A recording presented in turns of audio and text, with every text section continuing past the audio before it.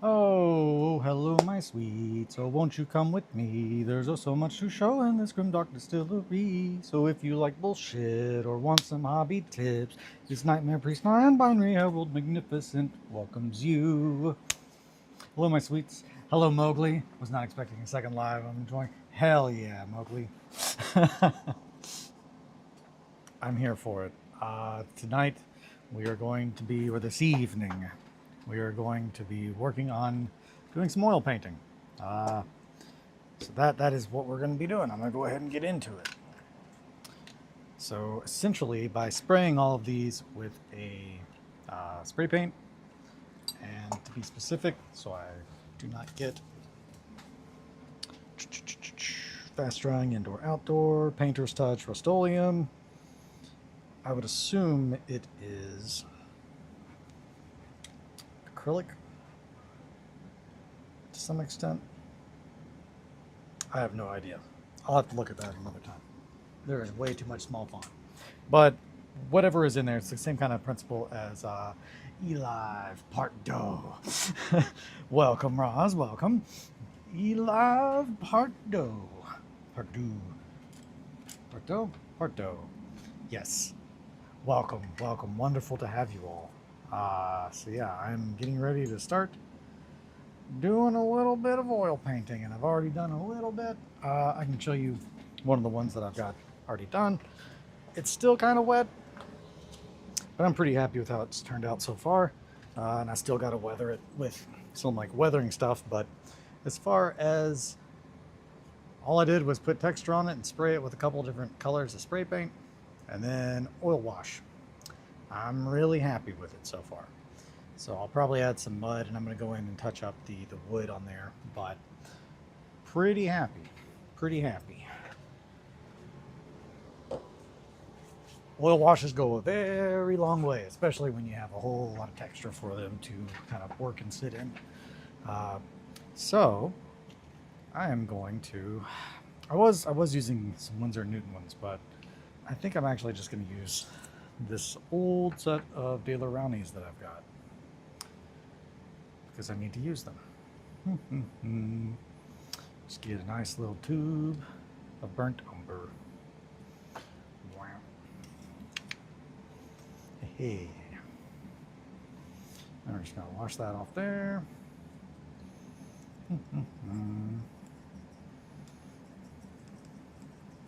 That might be a little too strong, but we'll see.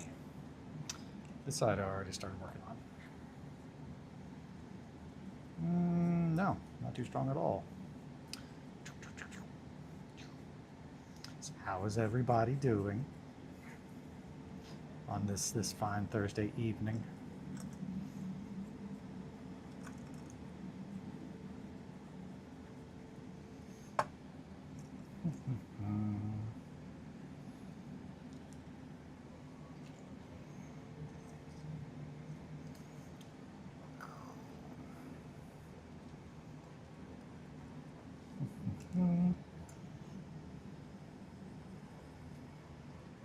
There we go. That's probably better. Just a nice wash consistency. Procrastinating laundry with chaos nights. Hell yeah. That's what I'm talking about. Now that's some proper procrastination. You get chaos nights involved. Today was alright. Looking forward to starting my weekend tomorrow. Hell yeah. Also down with that. It is. Tomorrow's Friday.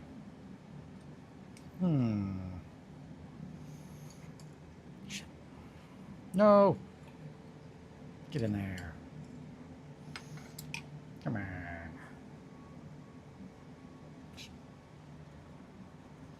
And I'm just pretty much taking black and umber.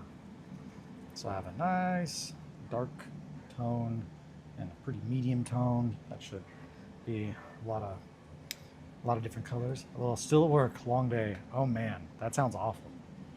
But welcome. Welcome, my friend. I'm sorry that last we spoke you were working and now you are still working. But ain't that just the way? I was gonna say this is the way. That doesn't really fit. I'm sorry you're still working.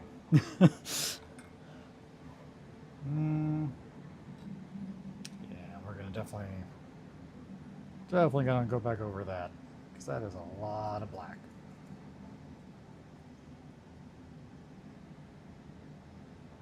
Which means I'm probably just gonna let it all kind of go down.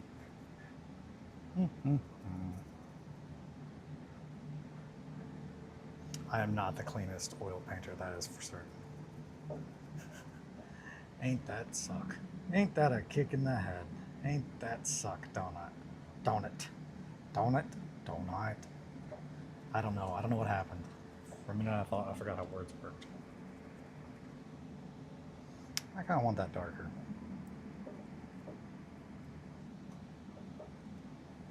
And that might have been too much black, but I think it'll all work out in the end.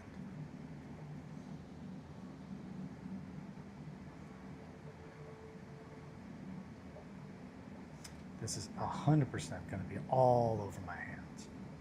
Suck, don't it? I don't know.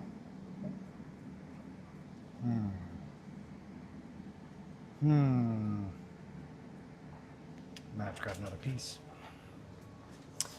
I'm going to use some of the black on it. That's too much. It's too much black.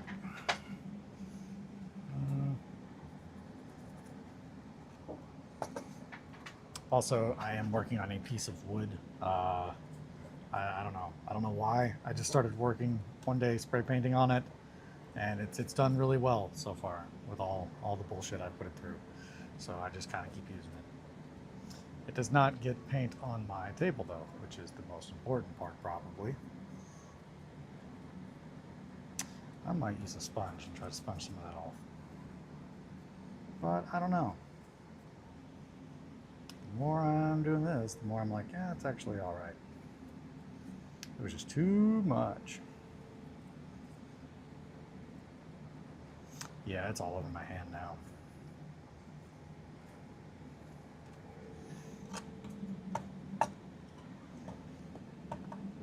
Hi, Margot. How are you? I'm fine. Don't touch me. I know you got paint all over your hands. She's right. She does know. She can always tell. I guess when you've got fancy hair, you can tell. And Margot has the fanciest of all.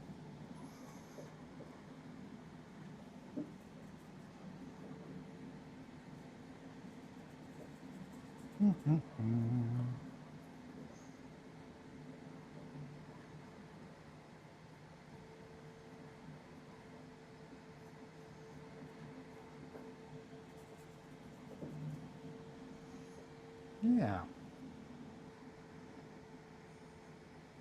With just a little bit of Gamsol. Of Gamsol's odorless mineral spirits.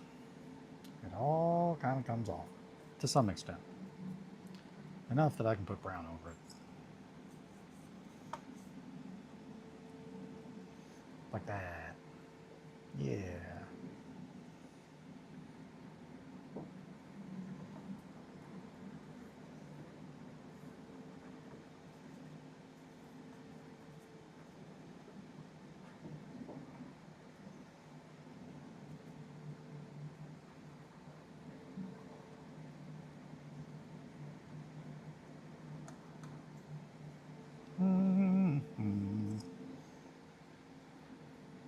Greeblin.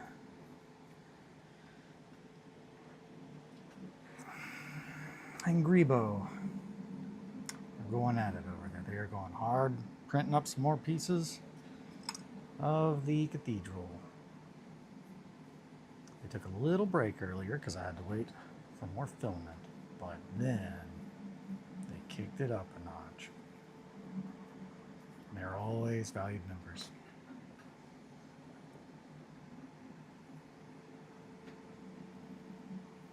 Especially in the event of an uprising.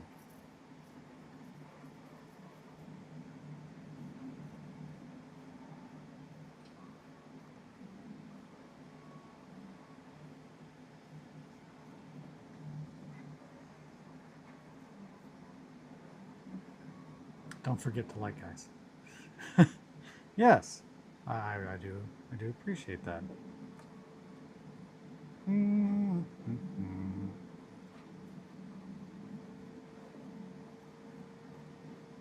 I try not to harp on any of that. I feel like I don't know. Like I appreciate it entirely, but I know how annoying that can all be. So uh, I won't tell people what to do. You know, some people, not all. I don't want to tell you guys what to do. 'Cause you're all doing great. I will want more friends. There you go. I appreciate that, and I understand. I understand. I get it. Yeah, that's gonna be good. I'm feeling all right.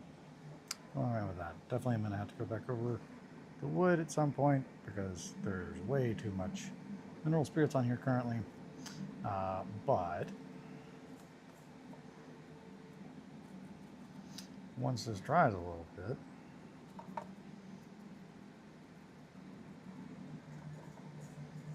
and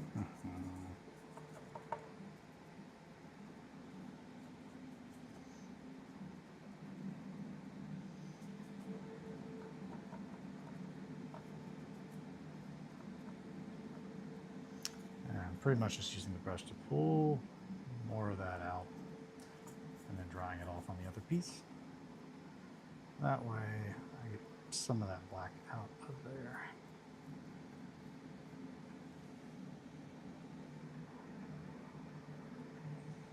And I'm just going to add just a little more brown. Yeah.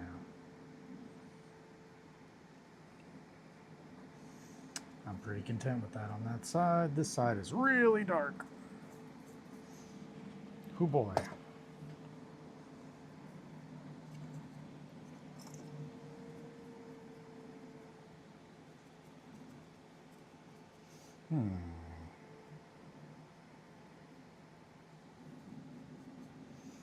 Need more mineral spirits. I feel like it goes pretty quick. Yeah, so I got 4 corners and the main gate. This is the that's going to run a lot. 4 corners and the main gate with a nice little coat of an oil wash. And another piece. I'm trying to think of what piece. Maybe it was just those. Oh, yeah, and the one this one. Dirt. The one in my hand. And that means I've got a whole lot more. A whole lot more left to do. But it's going quick.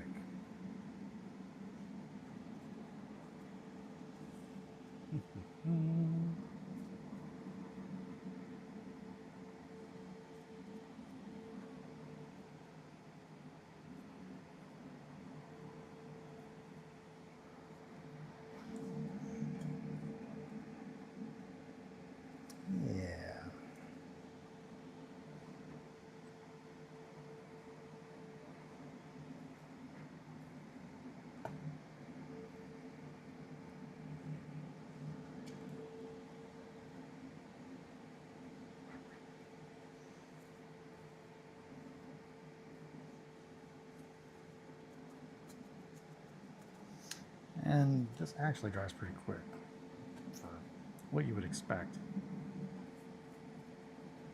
The other one was pretty dry to the touch after a couple of hours. Now, it all really comes down to how much oil you leave in there, that's for sure though.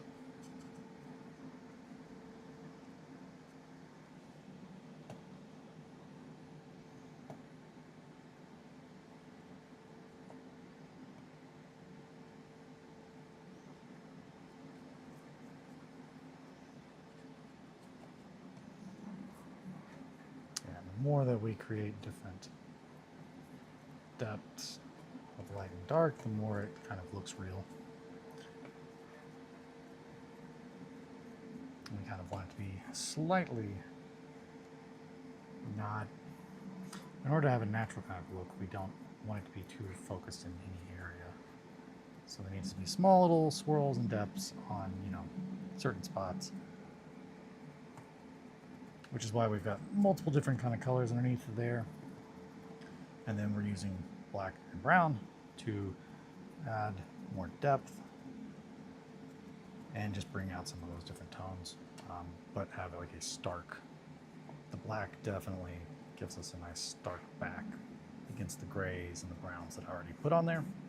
So, and there is no little tree anywhere on this one, so don't worry. You don't got to worry about telling nobody about it. Not this time.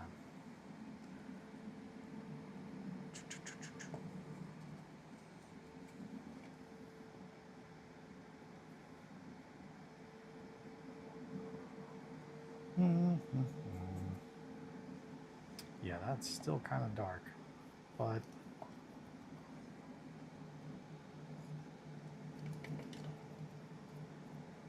I might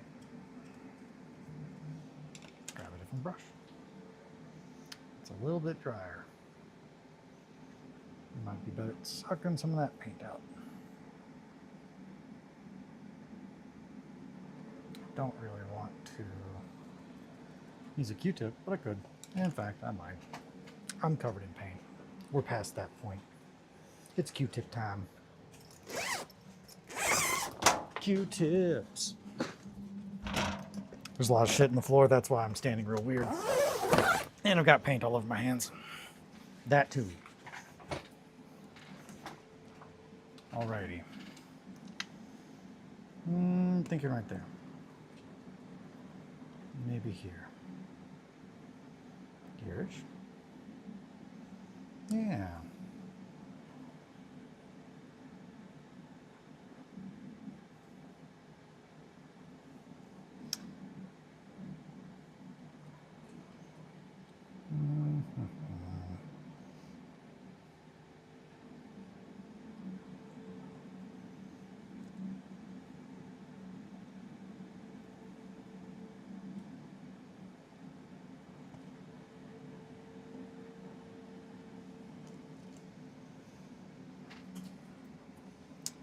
I use just tissue.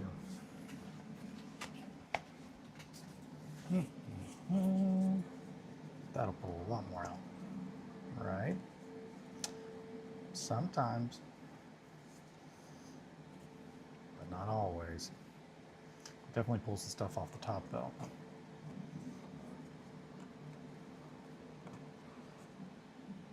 I put a whole lot in there, so that's not all coming out. Sure.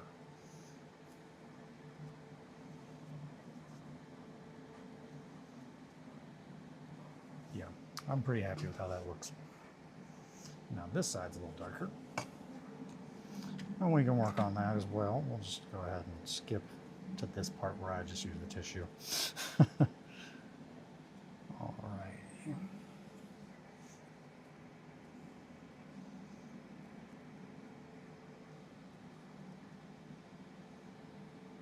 There's paint on my finger. Yep. That, I am very happy with how that stone looks. Yes. Yes, yes, yes. But I'm not happy with how the top looks now.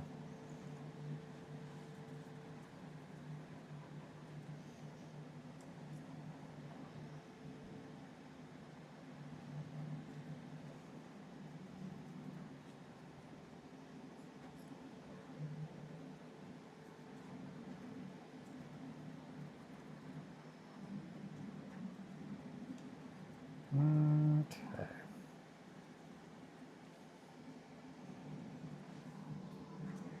Man, my hand is just absolutely covered in oil. Alrighty, well, I did not say it was going to be clean. I've never said that.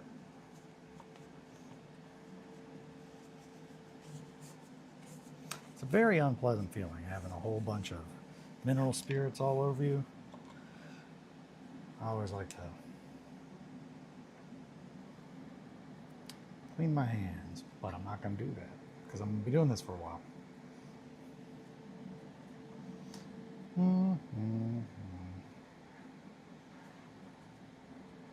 Give me more of that. Yeah, that looks good. I'm really happy with how that looks.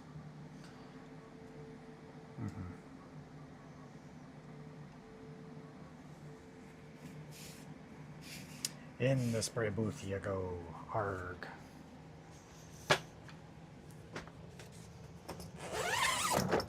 Next.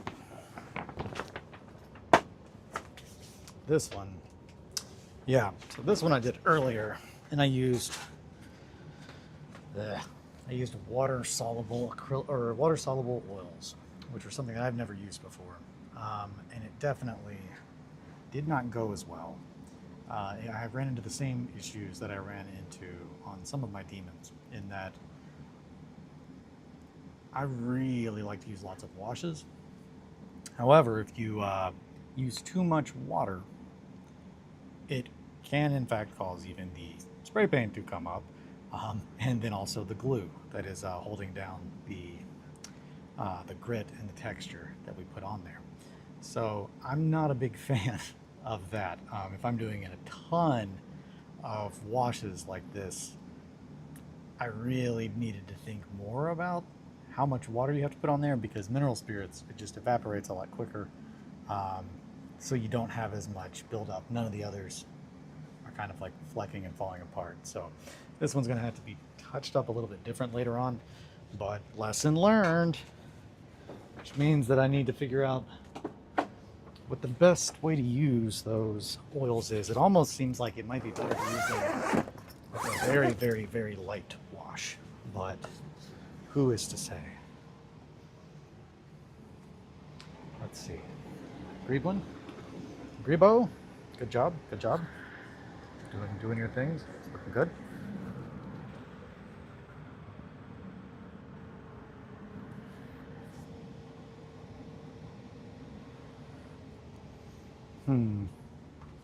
They are currently working on the pulpit, I believe.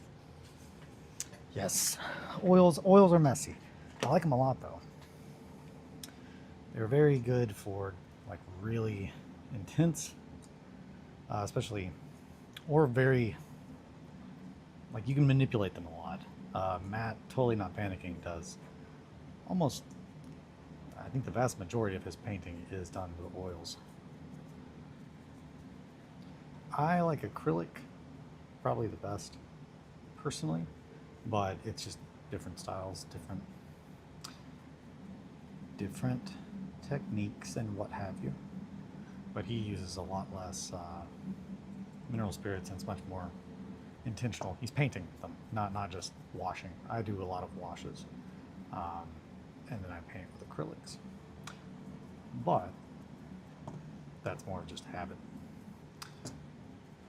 and it's less back and forth that I have to go.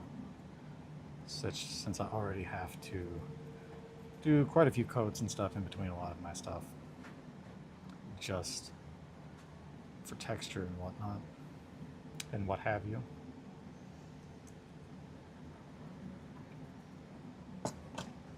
Now that looks good. Just a little bit on there.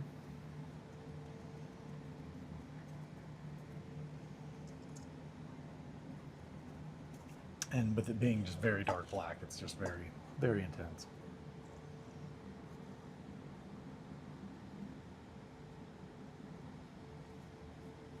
But it also feeds down in those grooves really well.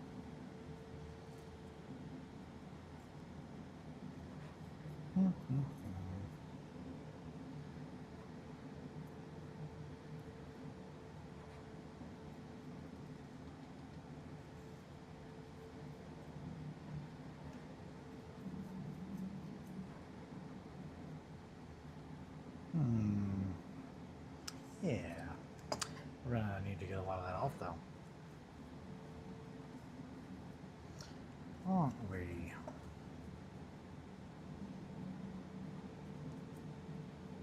I might grab a sponge. Back in the loop. Give me a sponge. Let's see how this one works. I'm feeling like it'll probably be all right. Yeah, that's all right.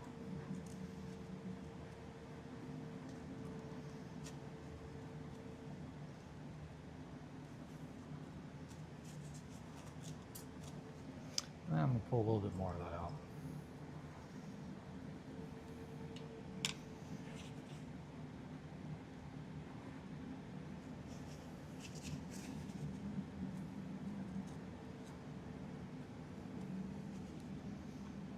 Too dark. Needs more brown.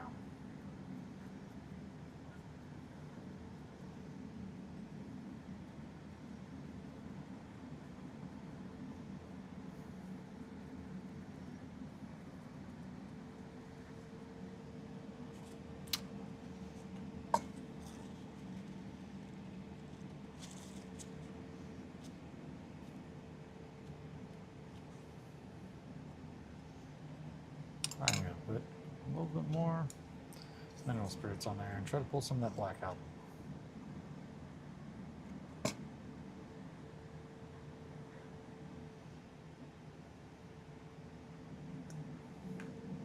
Let's just skip ahead a little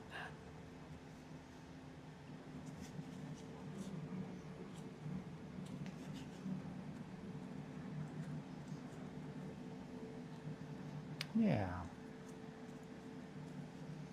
On that. No. Not wet enough. Thought I could do a little bit of sponge in there. Not today.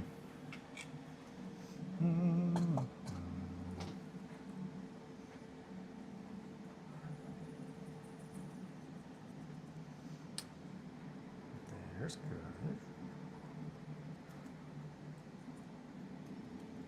These steps.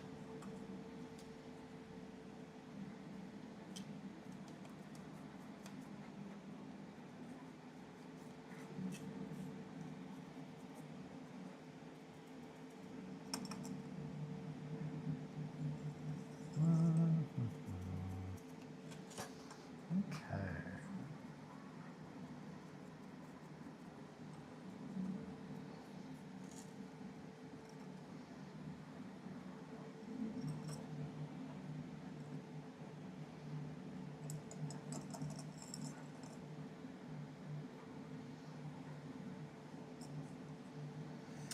Wow, looks like it has spot on the walls like there was a previous fire. Also love that you're adding mud on the steps.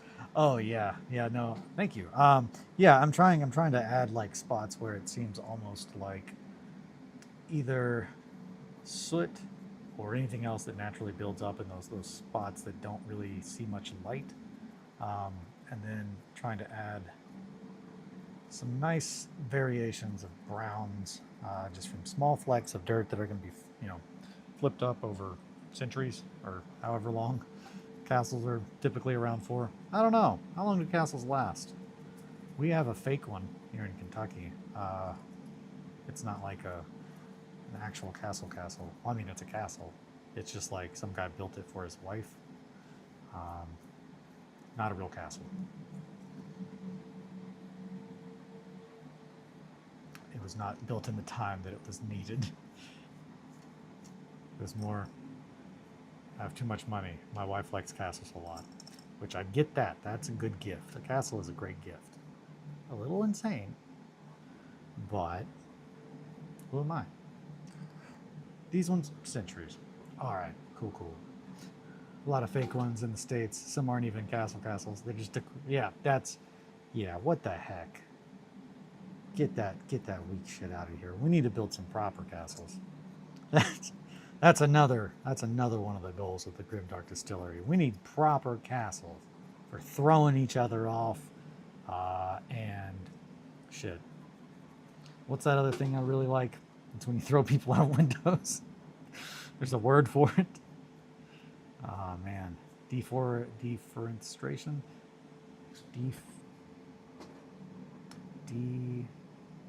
It's something fenstration or forestation. It's not deforestation. I think deforestation. Deforestation. I don't know. You'd think Disney would have at least built one. You would think that they would have built at least one real castle. I can't stress enough. Defenestration. Thank you. There we go. That was it. Yeah, literally throwing. So the word for throwing someone out the window. I think the act of throwing a man out a window. Yes, that is good. That's a good word. I'm glad we still have that word around. Um, some words get lost to time.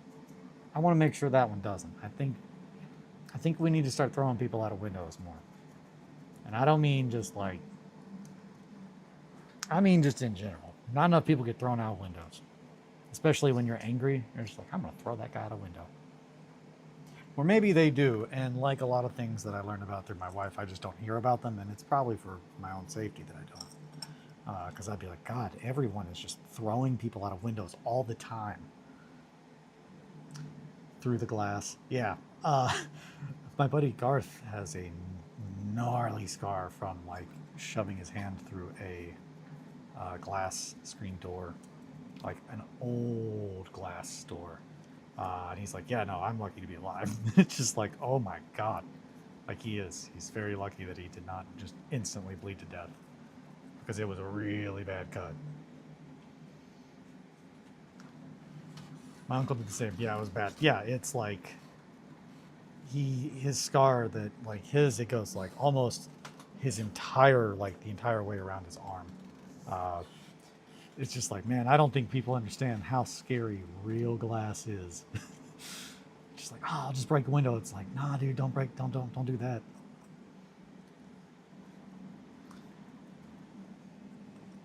I don't even know. I guess safety glass. I don't know. Can safety glass? Safety glass definitely can cut you. There's no way it can, right? That's another thing we were talking about with Romulus the other night is the part where her visor cracks. I don't know how I feel about that. Sam brought it up, and I've been thinking about it since. Because I'm just like, it should depressurize, but at the same time, we have all kinds of stuff now where it's just like, oh, if that cracks, it doesn't just depressurize and explode, I don't think. Tempered glass can't. Okay, so tempered glass cannot. I would think, as far as like the anything in space or pressure, I would think maybe there's something that would like knit itself back together, like when it cracks, kind of like a windshield, but like better. Because like windshields, you can be like, oh yeah, there's a crack in there, but it doesn't just like explode and all the glass goes on you.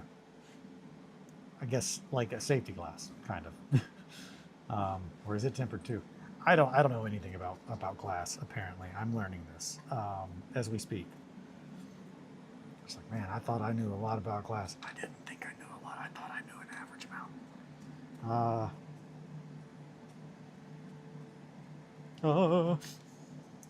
My things. There we go. You all thought I didn't know where all that ink was. I did. Aha, that was too much though. I took too much off. I need some brown, not black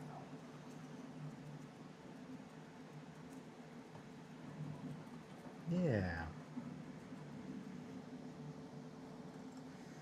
Maybe just a little more brown, isn't it? Yes.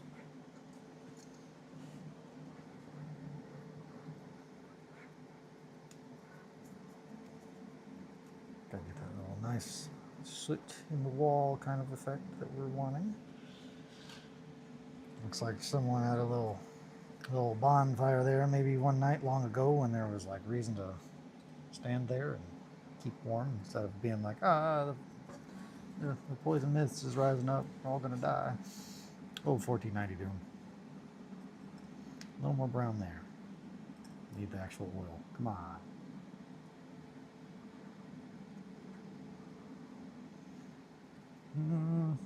Oh, cool. You work in different things. Hello. They still have okay tempered glass. They still have super tiny pieces that mess up your lungs. The windshields. Oh, wait a minute. Okay, Russia's ahead of you. My uncle did the same. Yeah, it was bad. Oh man, they are. Oh yeah, yeah. No, I work on different stuff. Hey, Kyle. Welcome. Yeah, I'm working on painting up some terrain for 1490 Doom. Specifically the campaign, the first campaign that they have released. It has a pretty fun little story to play through. So that is what I'm hoping to showcase first. Is that while also finishing a couple different things for Doom, 1490 Doom for Doom. Put a little bit more than I wanted in there. I'll just have to suck it back up into the pen. It's a brush. That was a joke. Just so no one thinks like that's a pen. It's not. It's an old teaching trick. Lying. That's not a teaching trick. I did have a teacher though that used to pretend that they could suck the dry erase marker back in, which was very interesting. It's just like, we all know that that's not possible. Ew. Yeah, exactly. It was just like, man, that's just not good. I would say that's like almost dad level joke, but it's like past that. That's just a bad joke. Anywho, be that as it may. I probably put a little bit too much mineral spirits on here between you all and me. Yep. A little bit too much. I want more of that black there. There we go.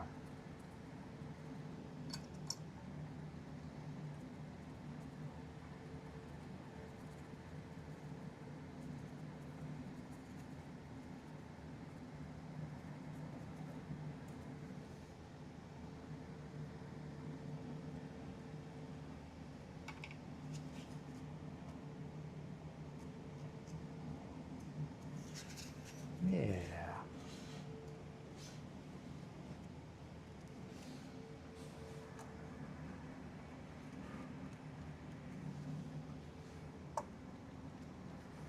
Haha.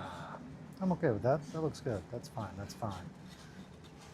Just getting the stone dialed in. Oh my goodness. Not with the kids, man. Maybe with the homies. Teachers were weird sometimes. Teachers were weird sometimes. Sometimes I think the key is to know when a joke doesn't land. Sometimes it's funny if you dig in. You got to know when to stop digging in, though, man. You got to know when to eventually be like, this is never going to be funny, and I got to count my losses. And as someone that likes to often do that, there's a line. Eventually, you got to admit, like, I've crossed it. This is so not funny, and I just need to leave. Did that spill? Did anything spill? No. That's wild. Man, I was really prepared for everything to go everywhere. And then I just knock everything over. Yeah, that's a little dark, but let's see. How's it look in comparison to the other?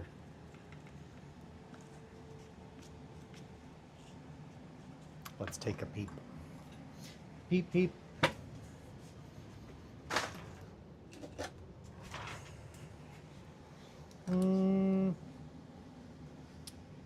It's a little dark.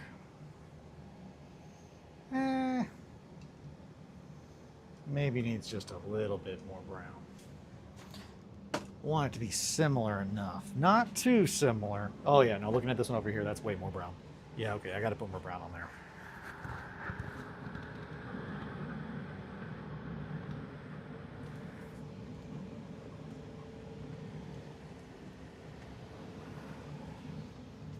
I still need to put googly eyes on the little printing head inside of Grebo. He's got them on his face on the front. Hello, possum. Line them up. Yeah. Welcome. Doo-doo-doo. Getting a little brown on there. Burnt umber, to be precise. For those of you painting along at home. No one's doing that, just to clarify.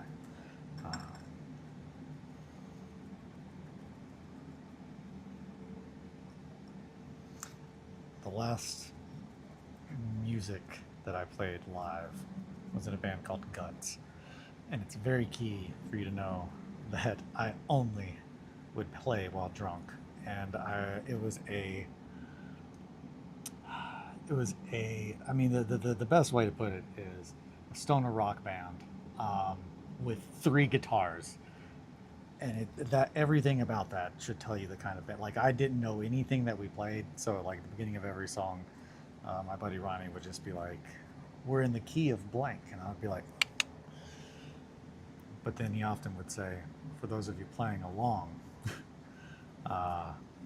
we're in the key of whatever." And the joke is, of course, no one else there is playing. Yeah, it's a fine joke.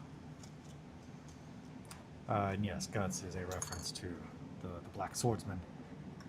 But in this particular case, it was a reference to my fish. The fish Guts was who the band Guts was named after. The fish Guts was named after the manga character. But may he rest in peace.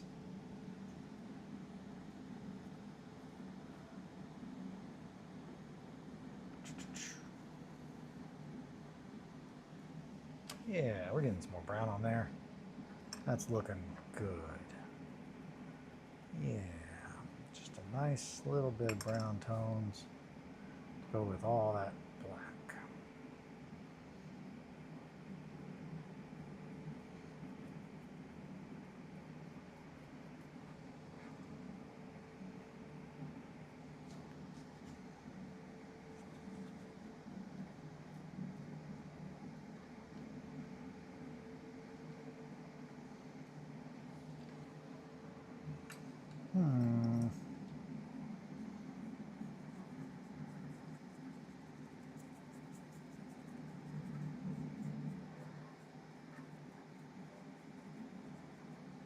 There we go. Yeah. Working the magic, I see. I'm trying to get the old magic going. There might be some old magic still left in this hat. I don't have a hat on right now. Would be pretty cool if I did. It'd be fine. It wouldn't really affect anything, other than I'd have a hat on. I would say I could go get one, but I don't really want to wear a hat right now. It seems like it might be distracting. And hot.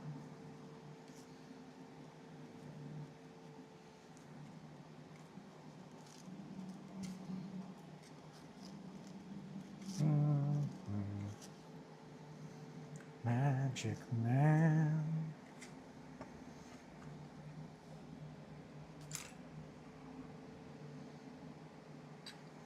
I am going to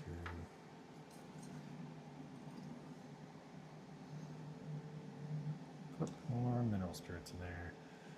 We're going to mix this up so it's not as intense in your face brown. And I'm eyeing this yellow ochre or burnt sienna. That might give us a nice lighter brown than what I'm getting with this. But I don't think that's where we need to go. I don't really want to introduce a third color. Well, yeah, I mean, I could. Just a little bit. So we get the brown or the gray. I think that's probably going to put us closer. Let's take a peep. Line them up. Oh no! Okay. Whew, that was close. Line them up. Where did you get your tiny metal cups? Michaels doesn't carry them anymore. I think I got them off Amazon.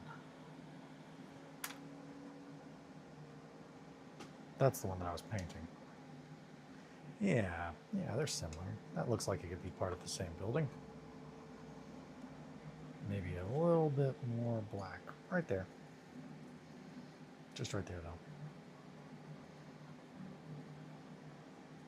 Just right there. Well, that sponge is pretty much ruined, huh? Yeah, that looks good. Okay. That's 2 down. Dun, dun, dun, dun, dun, dun. Here's the gate. I'll show the gate. I'm pretty pleased with how the gate looks. Looks pretty good for just a couple different coats of spray paint and lots of texture, and then some oils. And then once we really go into weathering it, it's gonna look real gross. But yeah, I think I got these little metal cups at off of Amazon, I believe.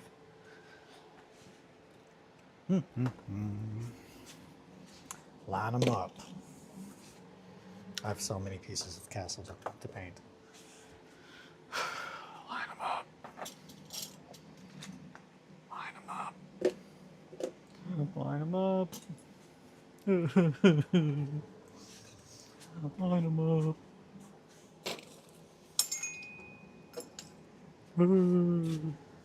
Okay.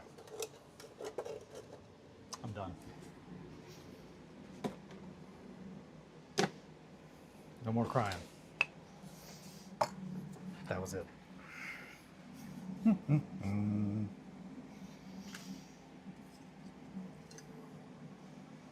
Yeah. Well, you know, when you look at them all in one spot, it's not as overwhelming.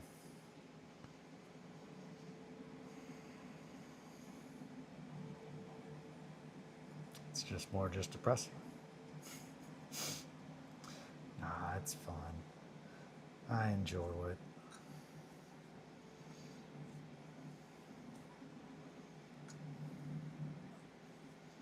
Yeah.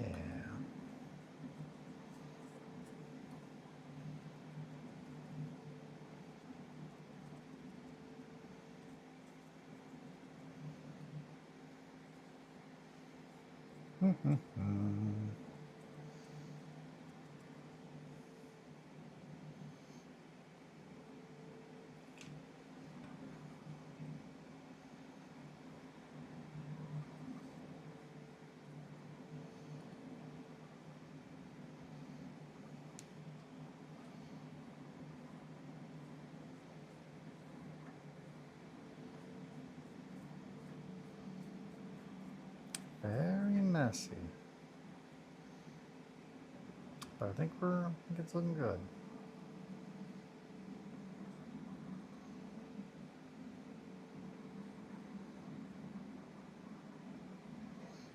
Yeah, that's looking good. I wish that I had anything really to talk about right now, but I don't. Thank you, Possum and Wires and anyone else that has signed up on the fourth wall. I really appreciate the support. Outside of that, I don't know what to talk about, because I don't know what I talked about earlier. Probably a lot of stuff. That's the problem when you just talk all the time. You're like, I don't know what I talked about.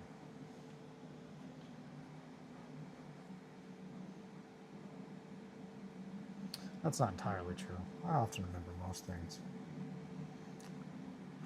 It says every unreliable narrator ever. Never believe that.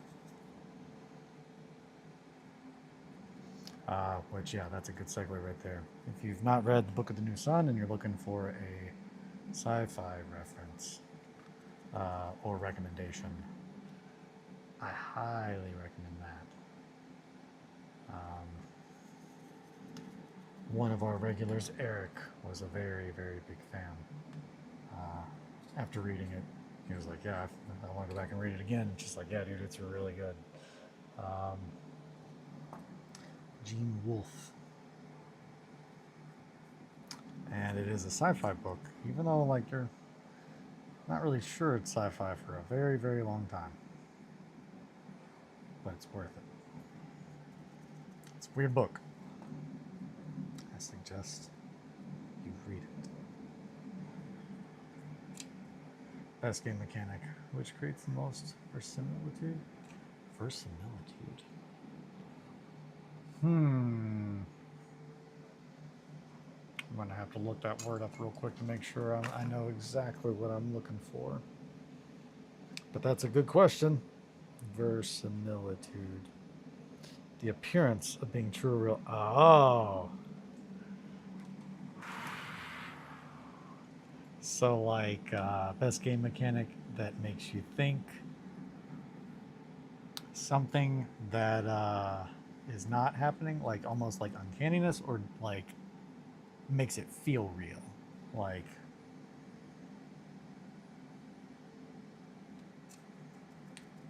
adding more depth, or more realism, or yeah, makes it feel like it should. Okay, man. Okay, that's a hard one. Um, so the first thing that popped into my head was I was thinking, what is a game mechanic that makes it feel more real? So one of the things that I've done, and I'm not saying this is a good thing. I have to specify this very clearly. Um, I have absolutely raised a gaming group of just psychopaths, but I feel like I have to be doing something good because they're all like, yes, I want more. um, but, and Sam can testify to this, I think I mean, the single most intense game that I think I've ever ran was a like it was a homebrewed uh, story game. I pretty much, it was right before I discovered the OSR movement, and Merkborg, and very shortly Mothership, but I was working on a game called Wretched, and I pretty much was I mean, just chopping and, taking from here, taking from there, different game mechanics that I liked in different games, to try and make a game that functioned at my gaming table like I wanted it to. I wanted to pretty much make it as streamlined as possible and put the majority of what happens on the players and their just actions. And as long as there's something that they can do, they don't really have to roll for it, which is very much a key thing to, OSR games, is really highlighting imagination over like hard mechanics. Um, and one of the things I did with that, which is absolutely, I don't know if I think it's good or if it's not, but it did what I wanted it to do. Uh, and it made it feel very tense and very real. But the players, we had four players, and I pretty much, the characters can only have X amount of things in their backpack, and I made them mentally unpack their backpack. Like, they had to like remember what was in what pockets, what was in what place in the backpack, and that might have been too much because it led to, I mean, it was definitely the most like intense game I've ever played, where like people were legitimately like, I'm on edge, because they had to think about things. I like to really blur the line, but essentially the whole game came down to, they were it was for Wretched, and eventually I'll expand on that further, but they were space junkers. Like, they pretty much go around and embrace the chaos. Oh, and they all do. Like, I pretty much told them when I made Wretched, I said, I want to make a game that essentially you all want to play because it will be rewarding. But the setup for the game is, I'm going to put you in a room, and there are no doors, there are no windows. There is just a perfectly sized hole in the wall for your hand into a just void. And I want you to want to reach into it. And that's a level of like, you have to be really comfortable with horror to like be that open, I think, to playing in imagination with other people. And luckily, like, all of my friends are very, very close, in my gaming group. But yeah, not even the, I want you to put your hand in there. I want you to choose to play a game that makes you afraid of the choices. And that's because it's not on rails. I want you to feel like you're so in a world that is horrible that you have to put your hand in that hole.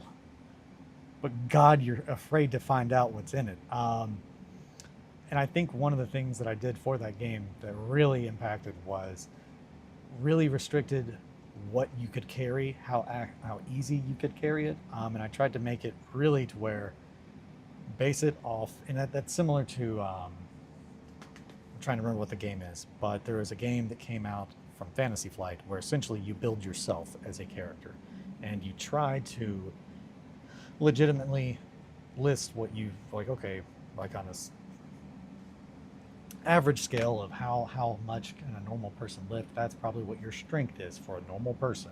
Um, I kind of went with that approach, but I didn't like they were not playing. Well, they were.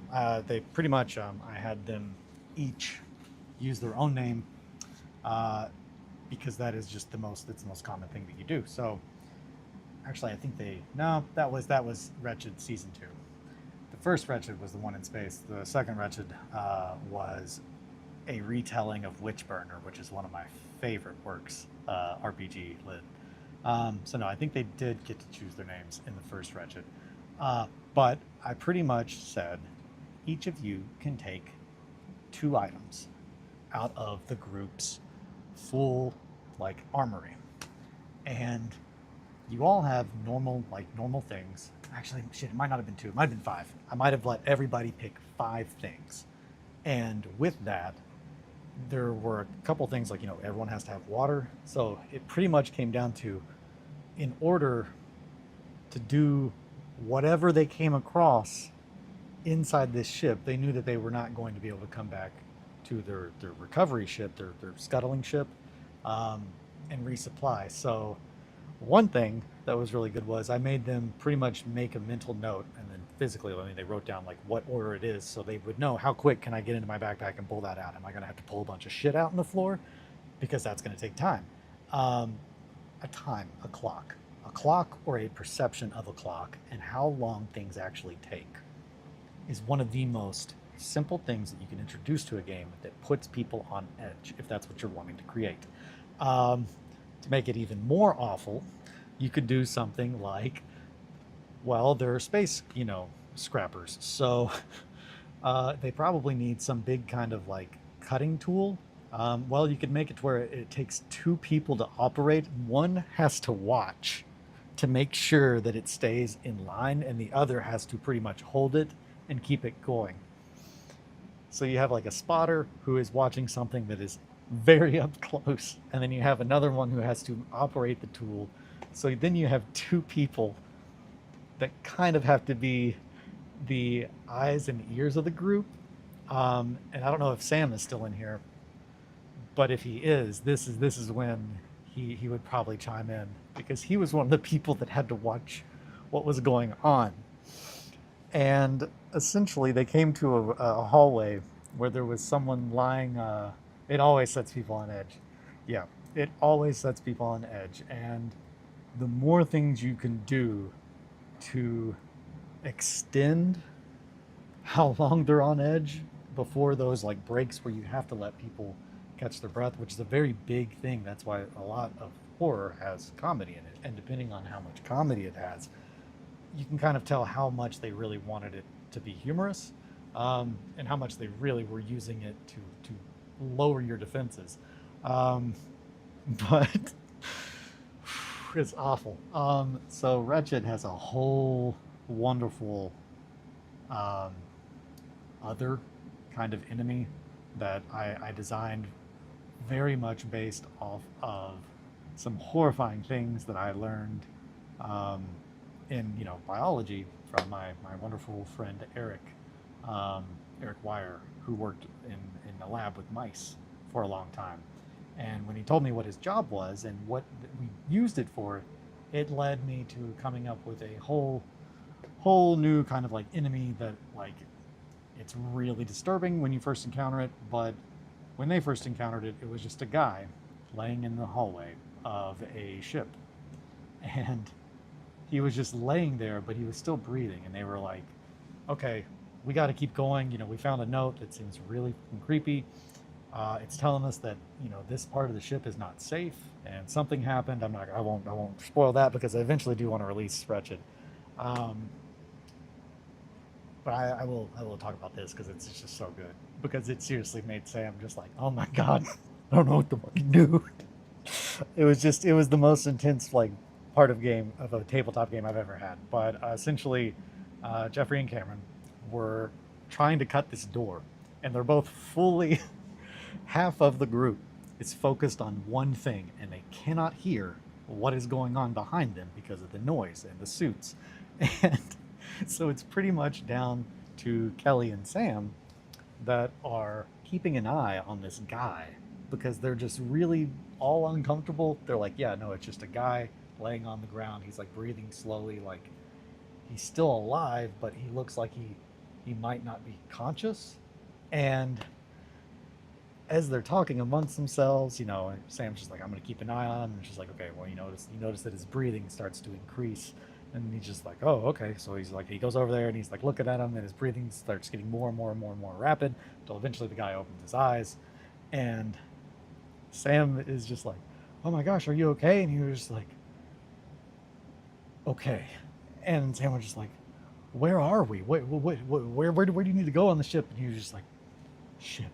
And it's just so essentially they were talking for a while until eventually Sam realized with, I mean, the utmost horror that the only words that the guy was able to say to him were words that Sam had used in a sentence. And he was like, oh, okay, something's really wrong with this guy. We should go, you know, we need to go to medical. And then right when he said that, he was just like, no. And Sam was just like, I never said no. And yeah, it just it led to creating a ticking time bomb that they all for some reason are really paranoid about, and then just adding more and more to it to try and keep that adrenaline up. um, that is one of the things that I have seen make a game the most real. um, but yeah, a clock, which a lot of people don't like, and I can't stress enough, I think I'm one of the few absolute psychopaths out there that is like, man, you know what, I like Space Hulk with a timer. I love it. I love playing I love playing Space Hulk with a timer. I love knowing that I'm almost certainly going to lose. I like that kind of a game. I don't know why. I guess because it adds realism, I think. I don't enjoy, there's very few times that I enjoy like any kind of game that has like a power fantasy, and that's pretty much just Doom. That's about it. And even then, it's just like, well, that's just kind of what the game is. You're the Doom Slayer. He needs to be ridiculous, and that is, if anything, just nostalgia. Just because Doom had such a big impact on me growing up. Uh, Clocks, ha, fucking hate them. Yeah, y'all know I don't fuck with mirrors. Nah, don't do it. I don't do it. Margaret doesn't fuck with paintings. I don't fuck with mirrors. Possum doesn't fuck with clocks. I get it. They tell me I have to go to bed, go to work, blah blah blah. Clocks are evil. I get it. I get it. You don't need some old robot telling you when to do things. Now that I say that, I'm just kind of like, wow. Oh, clocks are kind of like old robots. Well, we solved that one.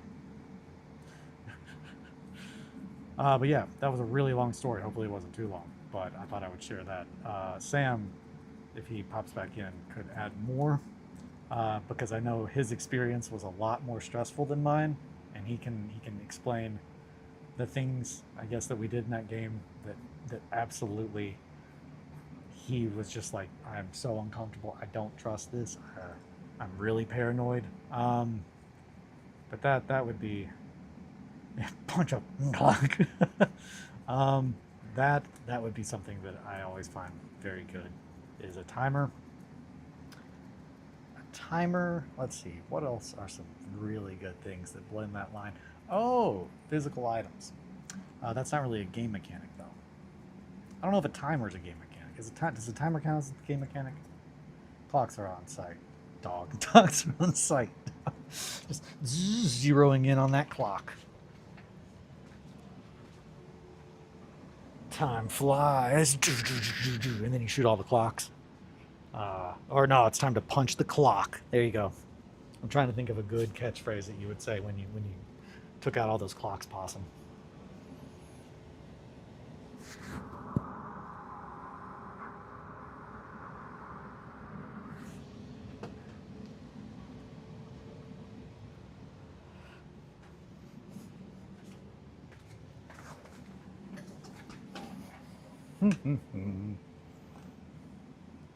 Yeah, that one looks pretty good. Time's up. There we go. That's good. That's good. That is good. I like that. Time's up. Time to punch a clock.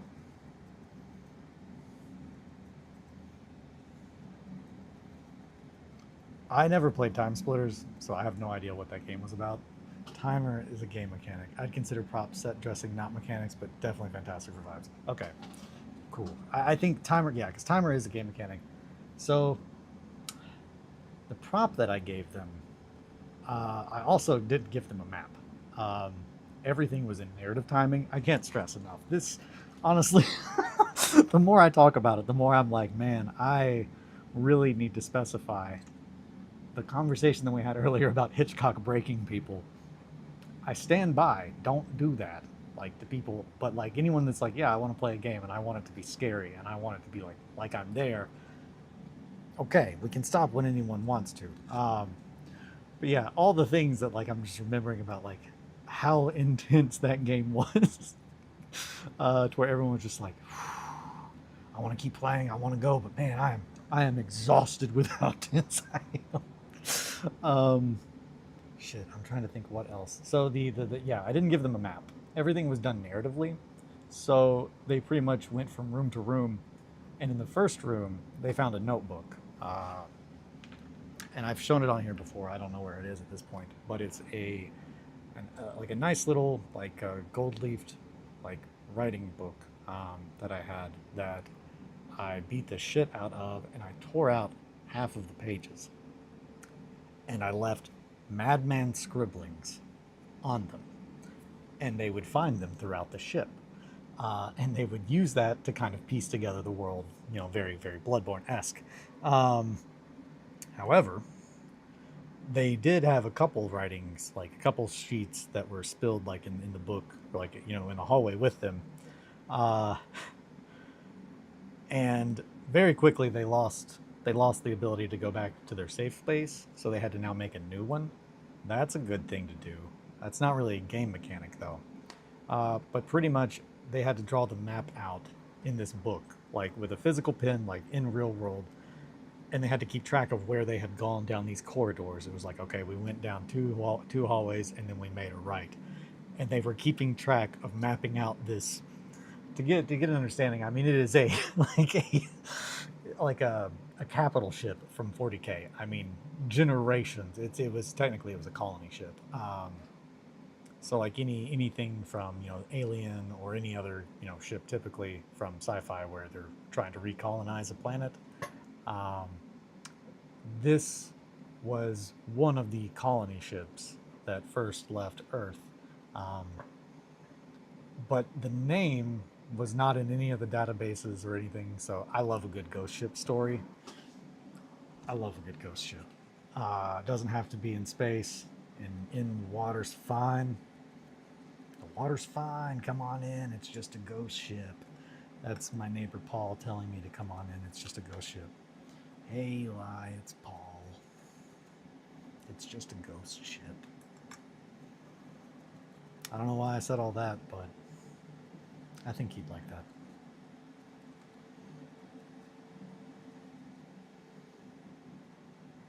He's a good neighbor. He's a good guy. Anywho, those are some things that you could do to add realism, or to at least make your players feel uncomfortable. I don't know if I answered that right. um, hmm. Hey, babe.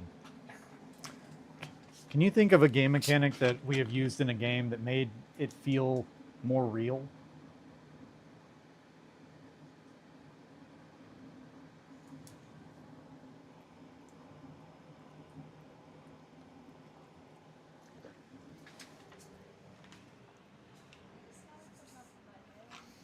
I was trying to think of. Yeah, in a game, Possum asked, what is a mechanic in a game that adds the most verisimilitude? Or. I guess for me, whenever we would play that one game where we were trying to hunt find the witch or whatever, we were going into town. Uh-huh. I liked having to write down all our supplies and Oh, okay. all of the supplies. Yeah. and having to plan what we can fix and having to like remember what we have. Yeah. That was pretty So stressful. that's yeah, that's what. I like Okay, to do that. you like that? Okay, that's yeah. Okay, I didn't go into that all the way, but yeah. So, her vote was also the okay. Paleo had a very cool deck card selection mechanic that made it feel like I was a primitive human exploring a world I didn't understand. That's good. I like that a lot. Um, yeah, uh, anything that breaks. I think the third wall or the fourth wall or whatever, whichever walls, anything that breaks a wall, throws a man out a window, I'm in. Um, but yeah, she said that the mechanic where essentially where we were looking for the witch, which would have been Wretched season two, um, it was the same concept. They had to keep track of what equipment they had on them and where they had it, and they also had to keep track of Witchburner. Witchburner is a very interesting game, and I'm not going to go. What's up? I said, it's having to remember things. Yeah, having to remember. Yeah, having to remember what you have on you, what you have at your like in your trunk, where you are. Not having like the fewer things that you give the player to make it a game, and the more they have to be that person, um, the more it makes them feel like they are that person. But that's hard. It is hard to do that, and everyone has to be really kind of like, and that's honestly why the second season, if not the first, we might have just done both. Um, Both of them, they might have had used just their names because that naturally already cuts deep into I am that person because you are referring to each other by the name that naturally comes. You don't have a character name that you have to switch between. And I want to say that Mothership might also follow that. I don't remember off the top of my head now, but Wretched, pretty much I stopped working on Wretched as a game system when Mothership came out because I was like, well, shit, this is literally what I was trying to make. Um, and then I did start to pull mechanics out of it for having things moving around in the ship or in the town in the second season. But yeah, she said that essentially, and this is a very big thing. So with the second one, I did a very similar thing. I can't stress enough. It's not a game mechanic; it's a storytelling mechanic. Uh, but cut off their way out. Make it to where if they leave, they are going to fail. Like, have you found a mechanic that does that in miniatures games as opposed to role playing games? That is hard because miniatures games, you're already. It's hard. It's a lot harder in miniatures games. Filling that space mentally to where you feel like you're that guy or that gal, or that character, that monster, whoever. Um, that is hard. But to add realism, there's definitely things you can do to add realism. Um, and I think they turn, it becomes a much more crunchy kind of game, but it's a different kind of realism. It doesn't put you in there like having vehicles have turn radiuses, or Titans can only move X amount and then turn a quarter of the way, and then you have to constantly. That is one thing. So that's a mechanic that I will say with miniatures game, everything involving orders, giving orders to multiple people and having to see if they are heard, to see if they are misunderstood, that is something that adds realism on that level. I don't know if it makes you feel. I don't know. I think it makes me feel like that. That's one of the things that I love the most. I've not played Battlefleet Gothic yet. I've dug in through the rules a shit ton, and I've got 4 fleets for Horus Heresy, Battlefleet Heresy. I have like 4 fleets that I've got printed out that we never used. So we never got that far in our big campaign, and then it just turned into like just me and Ed. So now it's just me. So I've not gotten to play Battlefleet Gothic, but I know that it uses a lot of different tables for firing and for reloading and bringing up the shields. And that is one of my absolute favorite things about Adeptus Titanicus, having fewer models, but having key components that can become non-functional and have to be repaired, but you have to weigh in your head, I only have so much power, reactor power. Do I feed power to the shields? Do I try to fix that gun? Like, those kinds of things definitely increase the realism, but they can't be done in every kind of game.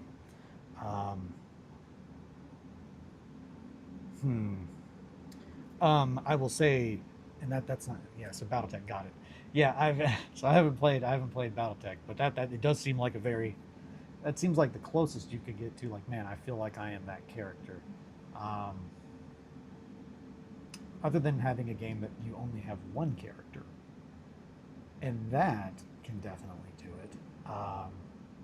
Because yeah, no, there we go. So let me think on that. So yeah, when we first started playing Dark Heresy, we did play it in a very see. I'll just say that I think the line between storytelling with a role-playing game where it's all in the headspace, I think that's the easiest way to slip into that kind of mindset. But having miniatures and having the world physically in front of you, I think pulls you out of that real space, which, and that it just pretty much, I think you're almost like, at least me, I'm abandoning who I am, and I am now that character, and I'm living in their world, you know. Like 1490 Doom, it's just like I did make a character that is very much me, uh, Wilhelm, but sorry, Willem, the Nightmare Priest. Uh, that's why I got that hat up there and those spikes. But yeah, I think there's different things that can make it feel real to the characters, but as far as making it feel real to you, the player, the only way I can think that's just like, man, this feels really real is like making it accurate, in for me at least. But then at the same time, you know, with Trench Crusade, I literally had to just look at the rules and I was like, holy shit, you figured it out, Tomas. Like, you figured out how to make it worth my time to make trenches, because now like these rules accommodate how they should. You know, being able to scale. I think that, so scalable terrain being like actually affecting the game, that is such a big part. And that, would that be a mechanic? I don't know.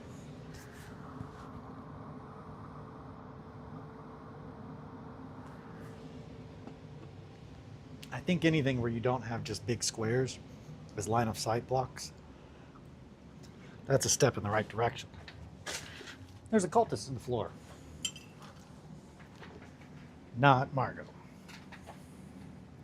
But yeah, so I think I kind of answered that, but my acrylic L's, yeah. So my acrylic L's, clear acrylics. Yeah, that was a pretty. I'm not. Everyone plays things differently. Um, that's not my kind of gaming. So that's what I'll say on that. I don't like competitive gaming though. So that's another thing. Is it's just the terrain plays so much of a role in like tabletop gaming. Um, at least I think it does. I definitely feel like terrain has a really big part, but that's not so much mechanic. Make them a color at least. Yeah, there's no right way to play a game, but there sure is a way wrong. Yeah, I mean, that I just don't even understand. But I'm not a the entire like idea of competitive play in a game that is just so insanely not balanced in even a remote way is just something that I can't get behind, because it's just I don't like to pay to win any game that I play. I like to feel like I won because I won, um, which is why I always play fluffy lists.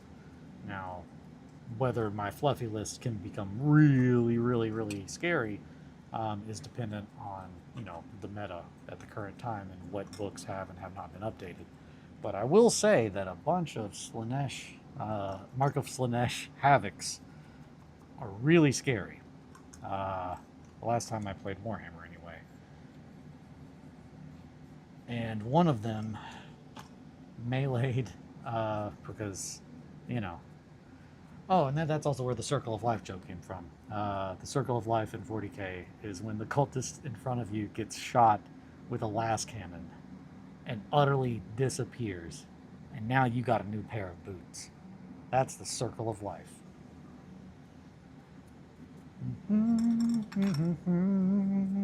It's yeah. But they didn't last long. So pretty much immediately after like getting his new boots, that cultist got bludgeoned with a las cannon. And that's also the Circle of Life in 40k, you know? Competitive play I get. But at some point just throw the models out and use colored wind dowels or whatever. So yeah, I will agree with that. If we're already like, okay, the terrain doesn't matter at all, and like there's a big difference between like, the terrain is not like, it could be better, but it's like if literally it's just like squares that you can see through, like they don't even look like what they're supposed to look like, they just literally block line of sight. That's a level of silliness that I can't get behind and then be like, why are we even using models? Like, let's just use, pieces of paper or other squares that can't be clear now, because then how would you know that that was not a building? Yeah, that looks good. That's pretty good. Pretty good dirty old castle. I'd see that and I'd say, yeah, I could probably live in there for another year or so before the creeping death takes me. Arg. I left the seas. The fish have gone bad. The fish got in my boat and it went bad, so I had to lop it off at the wrist. Welcome to Warhammer, Chit Edition. Yeah, I mean, as ridiculous as that is, I do think that it's just like at that point, why are we not? Trying to think of other game mechanics that I thought, man, that made it feel real.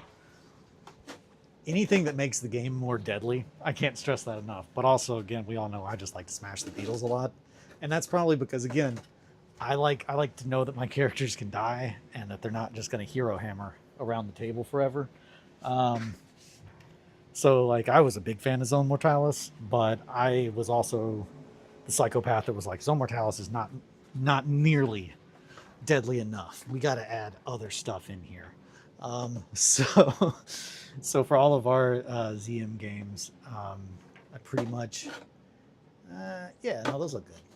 I was trying to make sure that the tone is still in line with the other ones, and yeah, it is. It's a good tone. It's a good tone. Definitely a good solid tube amp.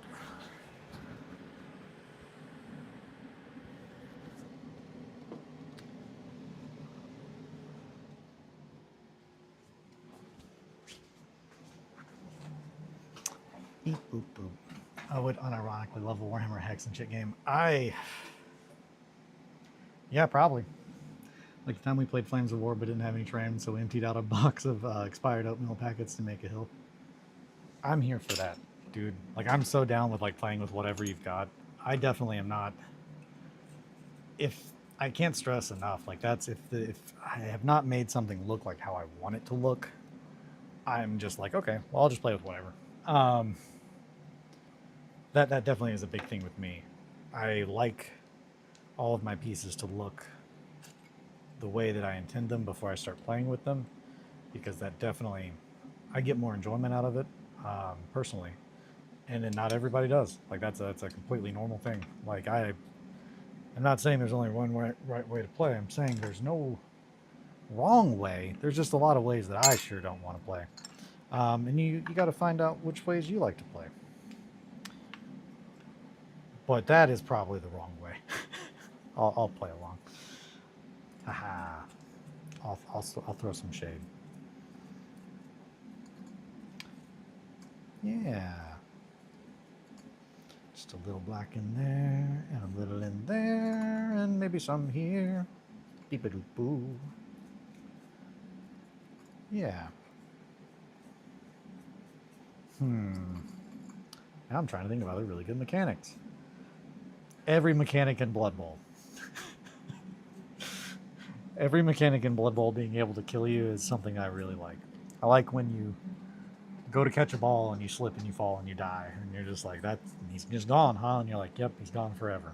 Did you have fun with him? I like that. A mechanic I don't like is when your vampire falls down a well in Mordheim and dies after the first game. I think that's a little that's a little bit much even for me. But that's about it. That's about it as far as like every other one where it's like it's for smashing the Beatles and you're like, okay, I'm here for it. That one is a little too rough. Your entire like warband should not be able to accidentally be killed off screen by a bad dice roll during the exploration phase. The Grimdark Future game I got to play at AdCon just used my carrying boxes and dice trays for makeshift train. Make do. Hell yeah. I used my Visterian gang as not as the proxies that you would think I would in Trench Crusade because they look pretty much just like Trench Pilgrims, like really gnarly Trench Pilgrims. But that would have taken too long to understand how to play it during the first time, so we just used them as a mirror list. Which again, they did not look like what they were, but it was like, oh yeah, I can get a hang of the game and that kind of thing. And it sold me on the game. So again, there weren't even any trenches on the board we played on. I didn't even get to experience playing in the trenches. Why does everyone think the well kills you? Does it not? I was under the impression that it did. Well, don't I know about the well? What are its secrets? I tell you what. That it's again, I mean that's a mirror. A well is just a mirror that they keep in the ground to keep everyone else safe. When you really think about it. If you fail a toughness test, you just miss a game. Oh. I think that might have been it.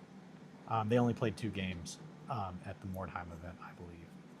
So I think that might have been it, that he was just like, oh, well, now I don't have my vampire for the next game, which was like the last game that he played. But now it's not technically dead, just he didn't get to use it after 1 game.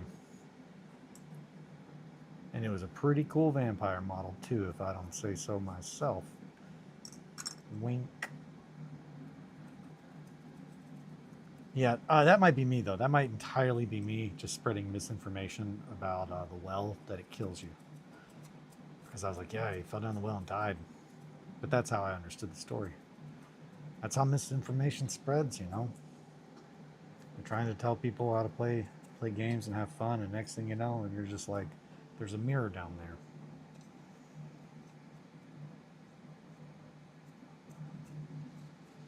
I wish that I had gotten to see the ring when it was scary. Like, if that makes sense. Does that make sense? But I've heard it from many people that the well kills you. So unless you have influenced people who have influenced people who have influenced people, I'm an influencer of influencers. I tell you what. I tell them, I say, you know, the well will kill you. And they're like, I got to tell everybody I know. And I just pull up the phone. Let me grab my Mordheim book. We'll solve this. We'll solve this right now, eh, Margot?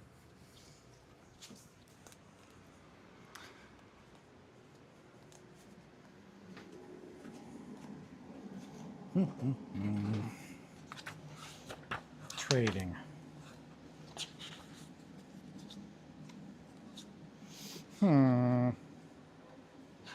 Rewards of the Shadow Lord. Nope. Exploration. 120.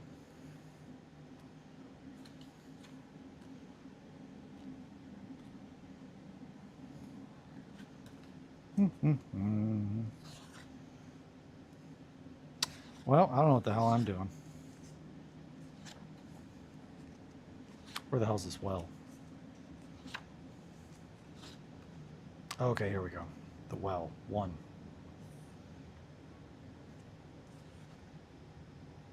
The Public wells, of which there were several in wartime, were covered by roofs raised up on pillars and adorned with carvings and fountains. The city was proud of its water system. Unfortunately, like all the other wells, this one is in a parlous state, and undoubtedly polluted with weirdstone. Choose one of your heroes, roll a d6. If the result is equal to or lower than his toughness, he finds one shard of weirdstone at the bottom of the well. If he fails, the hero swallows tainted water and must miss the next game through sickness.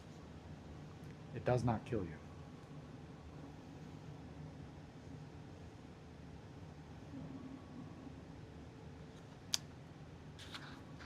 Was it a pit that he fell in instead?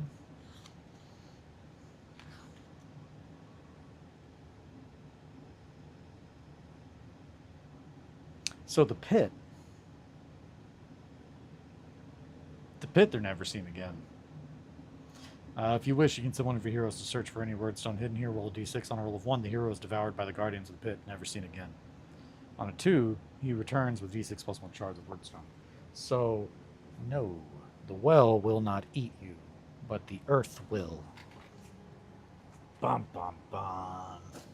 That's a reference to a Kid Crash song. The earth eats you, or the ground eats you. It's good. It's on Jokes, if I am not mistaken. Again, if you're looking for a recommendation, Jokes is really good. It's one of my favorite albums.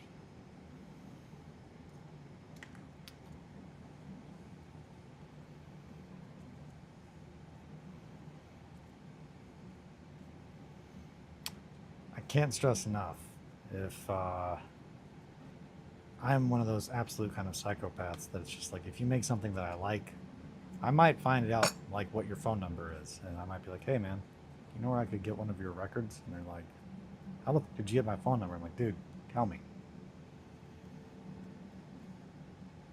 The answer was no.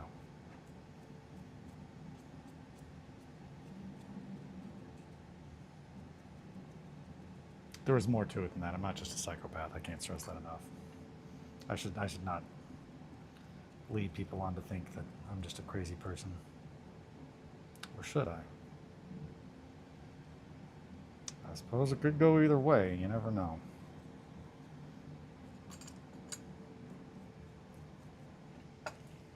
Look at all that oil. Wow. It's looking good. It's looking good. Yeah. Yeah.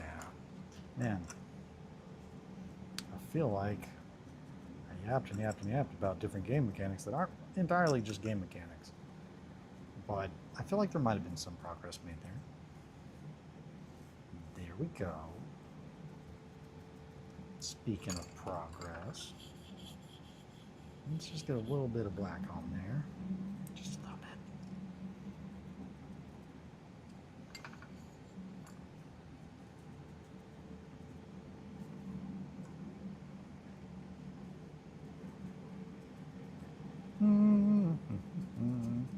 Yeah, timer though. That's my favorite. In fact, it's my favorite so much that I almost brought a timer when Sam and I were trying to record the first episode of Asking Strangers If They're Ticklish. Part of me almost brought a timer into the room with us to just put on the table, so it would just be there to just give an example of how uncomfortable it makes people while we were talking, because Sam just instinctively at this point is just like, what's going on with the timer? What happens when it goes off? And that's it. That's the thing. It doesn't even have to do anything, but if you add a timer to a game, it makes people anxious. And again, it's because time is it's intense. Time's intense. Clocks are intense, man. You don't want to fuck around with clocks. Possum knows. He fights every clock he sees. And I get it. I'm that way with mirrors. Margot's that way with paintings. But the opposite. She doesn't fuck with paintings. You get too close, you get sucked in. Fact. And then your little kitty hair gets stuck in, your dad's castle model. So he's got to use tweezers to pull it out. Like that. You should do an episode Bastet with a chess clock. So that, yeah, pretty much. I was looking at different like clocks, like desk clocks to use to keep track of stuff, and I came really close to getting a chess clock. And I do like the idea of a chess clock in a podcast because that means that it's like it almost seems kind of like adversarial, and I like bringing that energy to the discussion.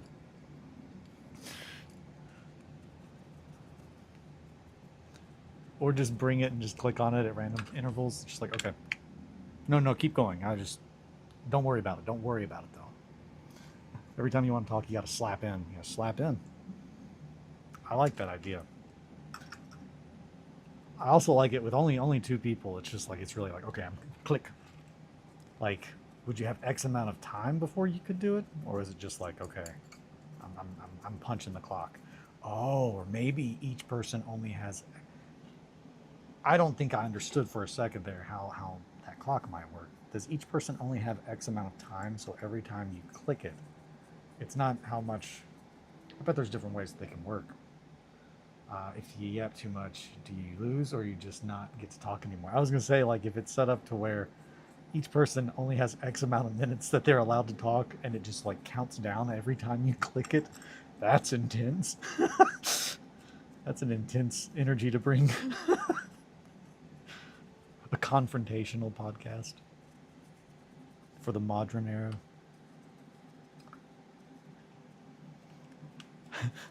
Hi, I'm Eli. I'll give you all the tips that you need to turn every conversation you've ever had with another human being into an uncomfortable experience for one of you. Sign up for my free class at thegrimdarkdistillery.com/fourth.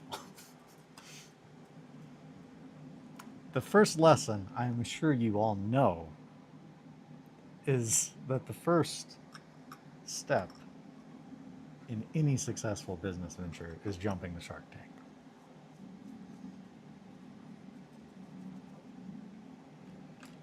Step 2 is figure out exactly what your Shark Tank is and then jump it.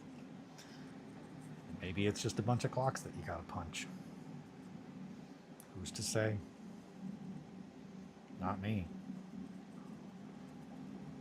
I'm just yapping. Set the time control for like 30 minutes each with like 5-second increments. Just click, click, click, click. Ooh, that would be intense. I do, man. Any mechanic that makes it like so. I don't know how you would recreate this outside of like communicate. It would have to be for a multiplayer game where you can only communicate with each other through like written text, like only through messages, like no context. That could kind of create a situation where it would feel more real in the sense of like sending messages between different ships. Wait, you slap when you're done talking. Yeah, you slap it when you're done talking. That way it just keeps going up. But yeah, I was gonna say one of the things that absolutely, and it does not have. It's when as soon as it lost that vibe, I stopped playing. But not a board game, but a video game. Hell Let Loose. Hell Let Loose, when it first came out, was one of my favorite experiences of a game I've ever had because it was the most accurate to like, yep, this is what I feel like World War II was kind of like, in the sense of you spawn and you're just fucking dead and you don't know what happened, you just died, and that's Alice is Missing being played. Alice is Missing being played in silence on a phone. It's very similar to this. I bet that would be. Shit. There is one game. There's one game that we've played that definitely anything that like again crosses that line where it's like it's no longer a game mechanic. It's like it's integral to the game to be played with this other thing. But yeah, when Hell Let Loose first came out, the only way that you could communicate was through your headset. And the thing that makes that really good is that it was realistic in the sense that only the squad leader can talk to other squads, and then only the squad leaders themselves can talk to command chat. So it becomes a game of telephone at times, which absolutely leads to a very real experience. And when when you would like just like switch over, you're like, oh god, they're shelling the shit out of us. Like we're like when you call in an artillery strike on the wrong point, and you end up barraging your own dudes, and then you can get on the comms to like try and tell them to quit the barrage, and you can't hear anything because it's just a bunch of dudes screaming into a microphone. Uh, I love positional voice chat video games. Yeah, that's I can't stress like that, and like having like oh yeah, I'm talking to the squad over there, and then I feel with the bass, the subwoofer bass, like I feel somewhere off in the distance where I see a cloud of smoke, and the guy that I'm talking to just stops. It's just like, oh fuck. That kind of shit is what really sold that game for me. The stuff that was just like, there's no way with like in between, like, oh yep, they're dead. Like there's no way to not to get that kind of like, oh fuck, he's gone. Like we're fucked. Then just an abrupt cutoff, but it's very jarring. Which is why I'm pretty sure they cut that off because people did not care for that, which is probably, and they also didn't want to have to talk. People don't want to have to talk, but that's like the entire point of the game is like almost simulation. Um, and I also just enjoyed from the get go because once Battlefield 1 came out, guy I played with and I were pretty much talking that's like, yeah, it isn't the most authentic because, you know, anytime you jump out of a plane, you don't just die 99% of the time. Also, being in the plane for more than like 5 minutes is just not realistic. The life expectancy was like 2. And not from like dogfights, just from like, we don't know how to use fucking planes yet. We just figured this shit out. Yeah, that kind of shit. Games have also done positional chatting via text as well, where if you're further away, the text is more transparent. Oh, that's cool. So I do like that. Yeah, anything that I think you can do to blend the line further in a game. Just because, yeah, audio in a video game, and it being directional and positional, that kind of stuff is really really good. With the campaign that I wanted to do um, for like Horse Heresy, it involved Battlefleet Gothic and Zone Mortalis, and then just regular games, and Adeptus Titanicus. I was trying to group everything in together, but initially I was going to use a blind. So a blind is one of this is actually just a mechanic. Here you go. A blind where you do not know what the other person is doing, and they do not know what you are doing. That is one of my favorite mechanics in any game, and the very first experience I ever had with that in a game that it was done successfully. Double blind is my favorite. I love if you can integrate a double blind into a game and it makes sense how it works. I'm gonna love the game, period, because double blinds are so good. It's just you have to rely on everyone has to really want that and not want to win because the moment someone uh, oh, I'm sure it's awful. It needs to be a game that is small enough to where you can't go very long before it just has to stop, and you have to be like, oh, they're right there. Like that's the stuff that really really gets me. But the very first double blind that I ever experienced, and it's one of my favorite board games I had ever played. I have ever played because of it. It introduced so many ideas into my head the moment that I played it. Is Clue Night at the Museum. It is it might have been it requires 3 exact boards, 3 sets of exact backs, and a 3 arc. Yeah, that's a third party arbiter, I think. So yeah, that sounds like how you would probably do it, unless you have like a GM that that or you have to make a grid that you have like a defined wall. Like certain players can only see on that grid, but you do have to have an arbiter. And the way that I was trying to get around that was essentially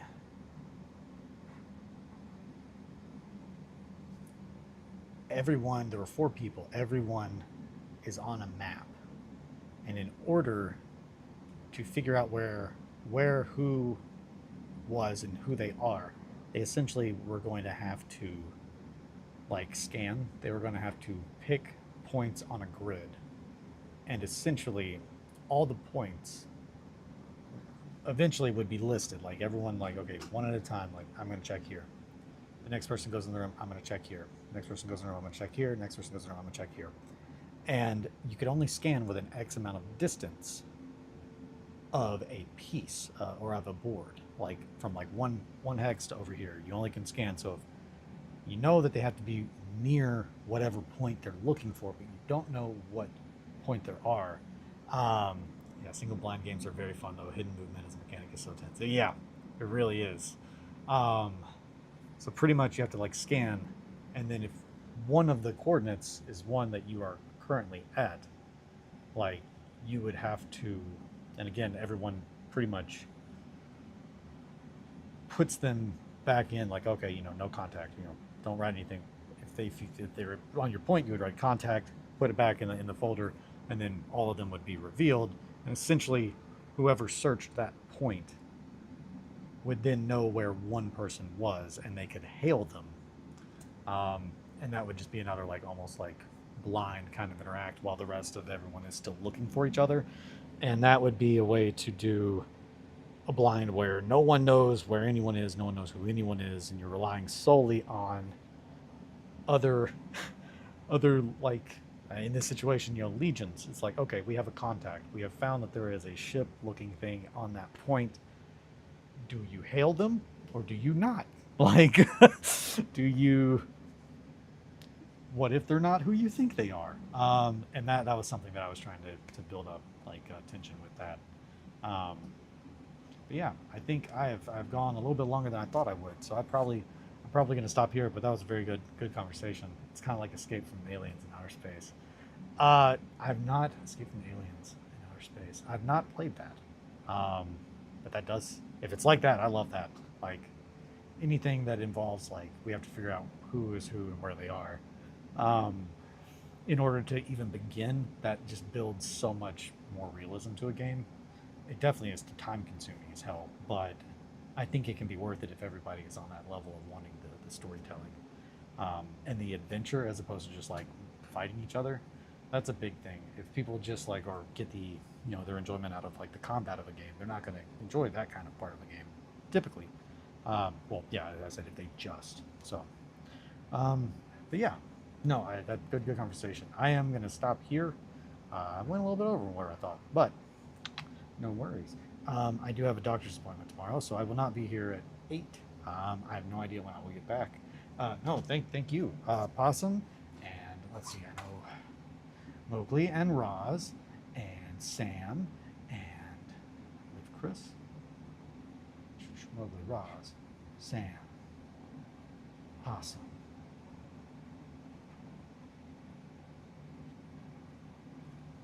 Man, I'm trying to find it. I don't want Kyle. There we go. Sorry, Kyle. Yes, thank you, Possum. No, thank you guys so much again. As always, your time is your most valuable resource, commodity, whichever one you prefer. And it means the world that you want to spend it with me. So thank you guys so much. Thanks for the good conversation. Thanks for the good hang. Keep me company while I paint up all these walls. So much to paint. But yeah, I will see you guys tomorrow. I'm not sure what time I will begin the stream, but I'm guessing probably around like 10. I don't know. Shit. I don't know. It depends. My doctor is very inconsistent in how long I have to just sit there and wait. So we'll see. I'll keep you guys up to speed though. So yeah, until then, take care. Thank you guys again so much. Be good to yourselves and to each other. Sit pretty. See you guys later. Thanks again.